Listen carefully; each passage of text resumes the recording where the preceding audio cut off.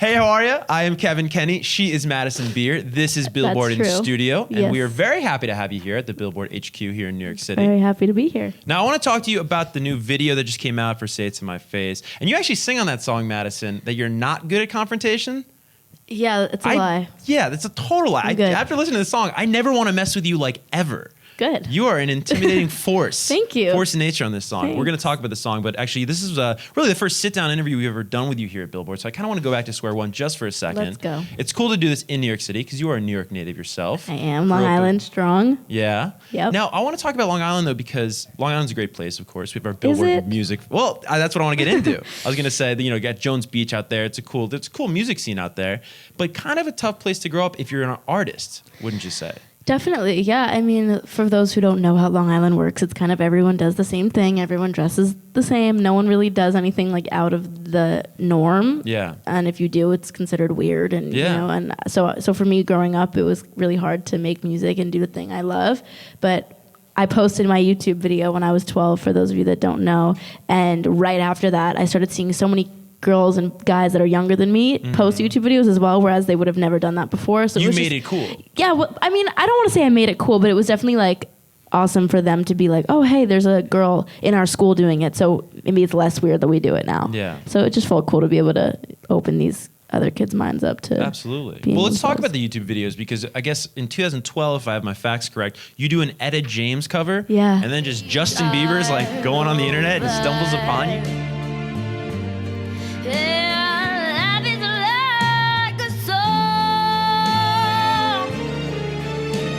It felt like you won the lottery. Yeah, I mean, it was crazy. It's nothing that a 12-year-old girl ever expects, especially one that is obsessed with Justin Bieber. So it was crazy. It was a whirlwind. It was so unexpected, and it all happened so fast. I posted my YouTube video on Leap Year, actually, which is February 27th, I believe, if I'm correct, or February 29th. 29th. It was the 29th. The 29th, and then I was signed by my birthday, which is March 5th. So it was like very fast. Yeah. So how did that, I mean, I don't want to spend too much time on the past year, but how did that whole thing happen? Is Justin Bieber sees you and does he shoot you a message or? No, it wasn't that simple. It was like my mom posted the video on her Facebook, and then this guy named Mark, who is friends with Scooter, Justin's manager, and also friends with Mark, this guy that knows my mom, saw the video and was like, I want to send this to managers and stuff. My mom was like, sure, like not thinking we would get anything ever from it. And then Scooter saw it and showed it to Justin, and that's how it all happened. So it was like a train of people seeing it and then it making its way to him. In like a week, your life changed. Yeah, I mean, that day my life changed. I had Good Morning America knocking at my door wanting an interview, and I was like, go home, it's 11 o'clock, I'm trying to sleep. Yeah, seriously, it was crazy. Was it At Last by Etta James? Was that he tweeted 3 videos actually. He tweeted At Last, he tweeted another one of me singing Carly Rae Jepsen songs, and then he tweeted my Bruno Mars mashup. Well, you talk about Etta James, kind of throwback oldies stuff. You've been posting a lot of oldies videos recently on your Instagram. Yeah. I'm a huge fan of oldies. I think I saw Paul Anka. Paul Anka, Put Your Head on My Shoulder. Maybe some Dion and the Belmonts. Yes, look at you. I love it. That's amazing. I was playing The Wanderer on the way here. Were you really? I was. Now, what makes you get into that music? I just think that I think I lived in that era for sure. Do you believe in multiple lives, like reincarnations? I believe in a lot of stuff, but I definitely like have a weird connection with the 50s and stuff. And I don't know. I just think it was a nicer way of life, and it was a better time. And I think what I love about the music is that the men that are singing aren't afraid to be like emasculated in a way. Like they say things that are just like Teenager in Love by Dion and the Belmonts. Like that they say just something so simple as why must I be a teenager in love, and it's just sweet and nice, rather than like nowadays I feel like a lot of the songs we have are just a little they're like, I feel like people are just scared to say things that are just sweet and normal. Yeah, it's very true for that era. Yeah. They were like, Dion was like emo before emo. Yes. Well, that's what I always say about Leslie Gore, is like when she put out You Don't Own Me, how sensational that was, because it was like this girl, like girls didn't say things like you don't own me to guys. That wasn't how it was ran back then. So it was so crazy that she put out that song. And yeah, so I love all of. So you clearly know your musical history. Did you grow up in a musical household? Yes and no. I mean, my mom is tone deaf, and so was my dad. Sorry to say that. But my dad played guitar growing up. He played a lot of Grateful Dead for me, a lot of Rolling Stones. He played a lot of music and stuff, but he definitely can't sing. No offense, Dad. No offense.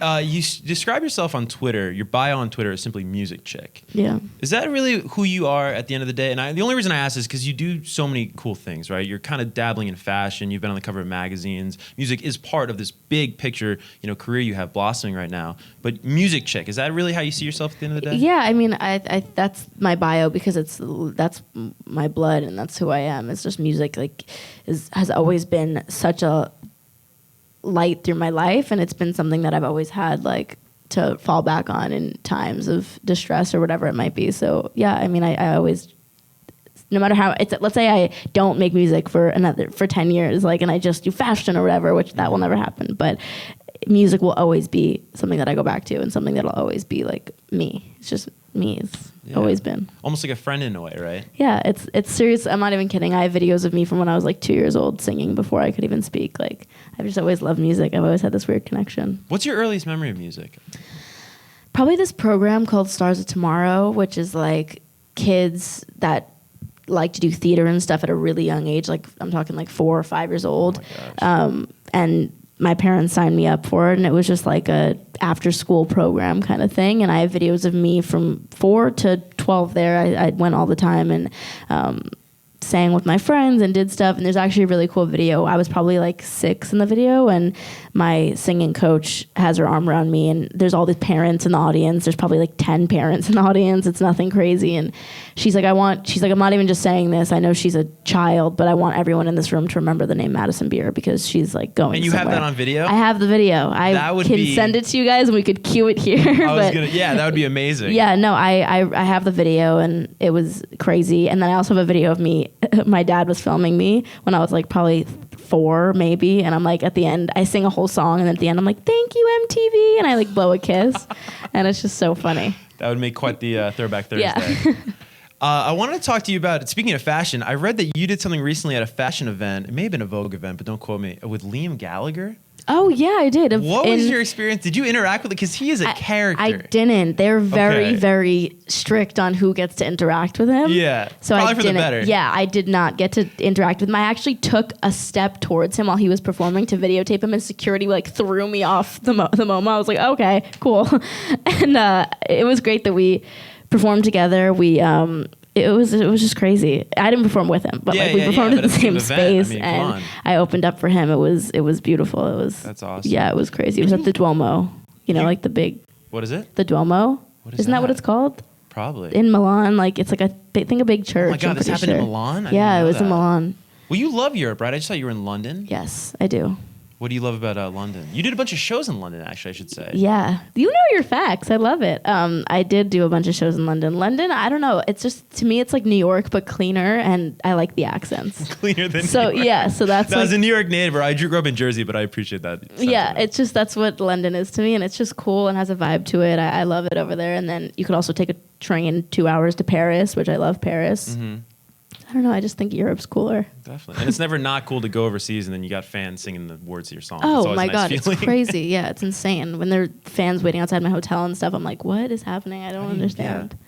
Think of the Drake lyric. He's got a lyric, 7 a.m. in Germany. Can't believe that they heard of me. Yeah. You know? And it's that's kind of the sentiment. That is life. Speaking of some of these songs that people know the words to, I want to talk about Say It To My Face and the music video. This is a crazy music video. Yeah. You got guys tied up. There's an Ice Cube involved in some scenes. I know. Where did this concept come from and who came up with it? I came up with 90% of it. That's your mind that we see there? Yeah. I mean, I wrote a ton of treatments and stuff, and then I shopped it around to directors that I felt could really capture and portray it correctly, and I found this amazing director, Luke Guilford, who totally took my vision and elevated it to the next level. And he pushed me. I was like, no, I don't want to do this. I feel too sexy on camera. And he was like, do it, it'll look great, whatever. But yeah, it was awesome. It was really fun to shoot, and it was awesome that it was such a collaborative thing, because I had all these ideas that he just kind of took and was like, okay, we're gonna do this, we're gonna not do this. And yeah, it's Basic Instinct, right? You know the movie where she does the I do, yes. So that's the blue robe that I'm wearing in that one scene. That was the inspo for that. Channeling Sharon Stone. Yes, it was. And then that was the inspo for that. And then there was another part where I do the Megan Fox, Jennifer's Body lighter on the tongue. There's just a lot of little, if you watch it a few times, you'll see little moments of movies and stuff that You're I like a pop culture historian over here. Am I? Thank you. That's like my goal in life. So Is it? There you go. And what I think is cool too about the video is, the song is about, being powerful and confident and sort of taking back control. And that's really what the video is all about. So it's cool when a music video can sort of align with what you try to set out to do with the song. Well, a lot of our inspo for the video was Criminal by Fiona Apple. We just loved the way that was filmed. And then I wanted the video to be like, I don't know how to explain it, but I wanted it to be abstract in the sense of like, you don't really, like, it's not saying what the song is about. It's not me yelling at a certain boy. It's not me yelling at haters or whatever, but it's more about like female empowerment and how I'm controlling this room of all these guys and I'm the one in charge. And it's like, I don't know. The way I look at it is like, if I sent this to somebody that was messing with me. Yeah. And I was like, say it to my face. Like, then they watch this and they'd be like, whoa. Yeah. They'd probably say it to your face. Yeah. Or maybe say nothing. They'd probably be too scared to say anything to you. But it's about respect. You know what I mean? It's about giving you the respect 100%. of addressing you in person, which I think is really cool. A song that I have to talk about that's been out, I think, since like July, maybe June now, is Dead. Now, I like Dead as it is. No disrespect to Dead as it is. But you know when I really fell in love with that song? Is when I heard the acoustic version. Yeah, everyone loves the acoustic. Trying to mess me in my mind up. It's a reminder you're a liar and you know I'm right. 'Cause you say you can't live without me. So why aren't you dead yet? Why you still breathing? Why? If you say you can't live without me.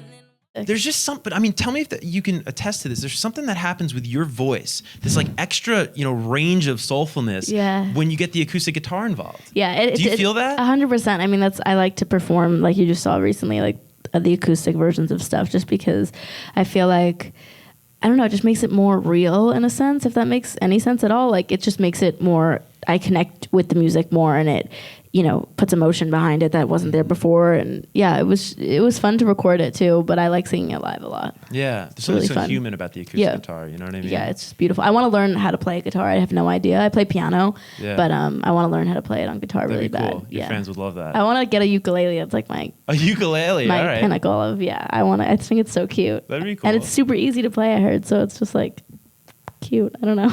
Well, I wanted to ask you, and maybe I'm hearing things myself, but I've been listening to your music for a number of years now, and it was always great music. But there's something that's changed, at least to my ear, recently with Dead, and of course with a new single, where the songs are great, but how do I say this? The songs are great, but they could have now. You could tell that I like it now. That's what I wanted to say. They were great songs, but it was songs that maybe could have been performed by a variety of people, let's say, right? Now when I listen to your music, it's like this could only be sung by Madison. I just was disattached to my music before. Even at 13, when I put Melodies, my first single out, I was still aware of music, and I still loved the Beatles, and I listened to Nirvana, and like the stuff that I was recording just wasn't me. But I was also so young that I was like, I don't want to throw this stuff up here that I'm gonna end up being like made fun of, and they're gonna be like, what is this 13-year-old that has no idea what they're talking about?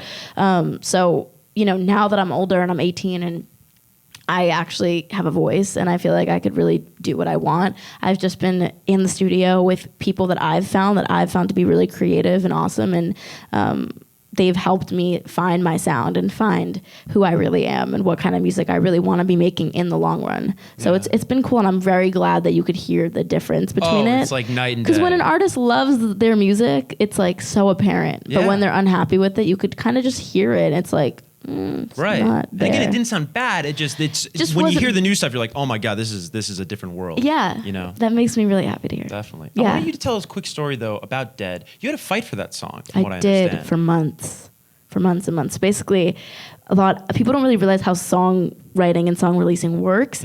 A lot of artists get demos, which means like someone else writes it, someone else records it, someone else does everything, and then they get shopped around to artists like Ariana Grande, like Selena Gomez, like all these huge artists and whatever. And a lot of artists don't write their own music, but a lot of artists do as well. Some co-write. I co-write a lot of my stuff, whatever. But when it gets shopped around, it's kind of up for grabs for anybody, and someone could sit on the song for months and months and not say anything. But if it's like, oh, Selena Gomez might use this record, we're not going to give it to Madison Beer, you know, which I'm not mad at and I totally get, like, it's all good. But it was like someone else was, it wasn't Selena, I'm just using her as an example, but someone else was kind of sitting on the song and was not sure if they wanted to use it or not sure if they wanted it or whatever. And I was so obsessed with it. And I actually, like, the writer of the song, Madison Love, she was so cool and she helped me, and I changed some of the lyrics and we made it more me.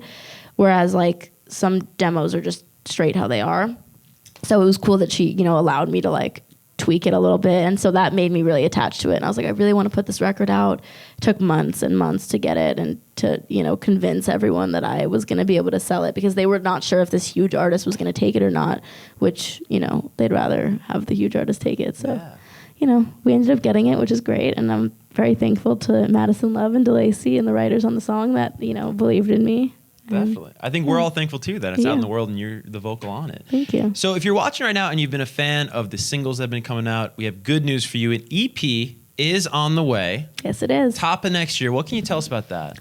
We just actually had a huge meeting about it yesterday because it's too many songs. Because I'm like, since I haven't put out music so much, I have so many records that are just sitting in a folder on a computer that aren't out, that I'm like, oh, I really want to put this one out, because since it's my first project that's like a conjoined variety of music, I'm like, okay, but I don't want to only put 5 songs on it. I want to put 10 songs on it. But then they're like, dude, but that's an album. That's not an EP. Yeah. And, you know, everyone wants to wait to put the album out. So I'm being forced to wait to put the full album out, but the EP is definitely going to be on the bigger side, and I'm pushing for as many songs as possible, but it's hard picking between records. I feel like fans don't appreciate that process of album making or EP making. Is breaks whittling down these, not children, but these things you love. You know, you put your heart and soul in, my and then you leave some off. Yeah, You know? I'm like, yesterday I typed out on my notes all the songs that I want on there, and I'm like, okay, we have 8 songs, and they're like, you have to take away at least like 1 or maybe 2, and I'm like deleting like 1. I'm like, no, and it was just, you know, it's a terrible moment, but I'm pushing for as many songs as possible, and the ones that aren't going to be on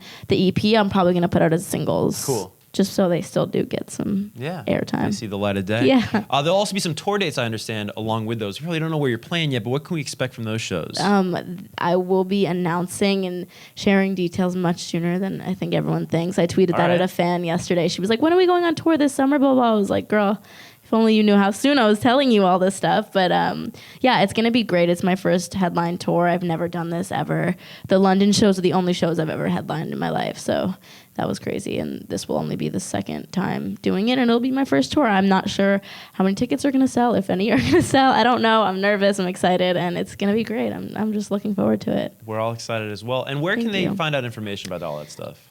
Honestly, my Instagram is kind of where I post the most important stuff, or my Twitter is, you know, easier because it's just tweeting. But both are just at Madison Beer. So if you want to follow me, go ahead. Right on. Yeah. Well, Madison, thank you so much. I like the... thank you so much for stopping by. Again, the single, Say It To My Face, is out, and the video is available. Go and check that out right after you're done watching us here on YouTube. And thank you so much for stopping by. I need to stop doing this. Yeah. Thanks.